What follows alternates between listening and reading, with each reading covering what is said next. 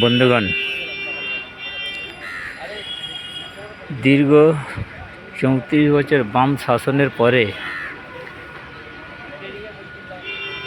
২০১১ সালে যে পরাজিত হলো বামফ্রন্ট, সারা বাংলার রাজ্যের মানুষের যে টাকা পয়সা সঞ্চয় করেছিল সারদা যে রোজ ভ্যালি, কেউ ভেবেছিল একটা বড় ব্যবসা করব, কেউ ভেবেছিল একটা ছেলেকে লেখাপড়া শিখাবো, কেউ ভেবেছিল ছেলে মেয়ের বিয়ে দেবো। স্বপ্ন সব ভেস্তে পাঠিয়ে দিয়েছে এই তৃণমূলের।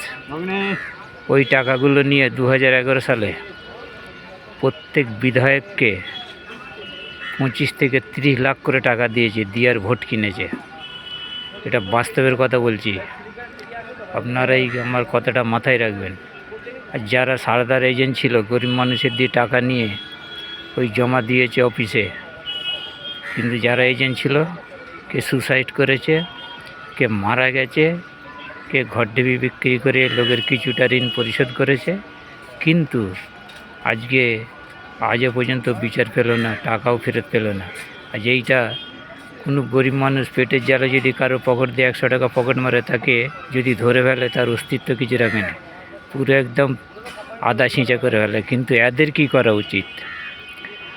এদের কি করা উচিত? রাজ্যে কি আইন নেই? আইনটা কি আপনার মেঘ হয়ে আকাশে উড়ে চলে গেল?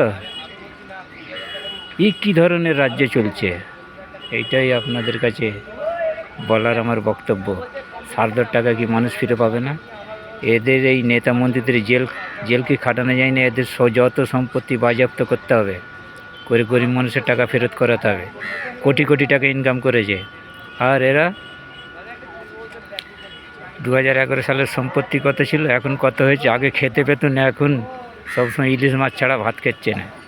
ফ্ল্যাট কিনেছে, জমি জায়গা, হোটেল, লজ, ইলাই কাণ্ড কারখানা করে ফেলেছে। কে পেট্রোল পাম্প করেছে, কে বিদেশে টাকা জমা রাখছে। হিসাব নিতেই হবে এদের দিয়ে।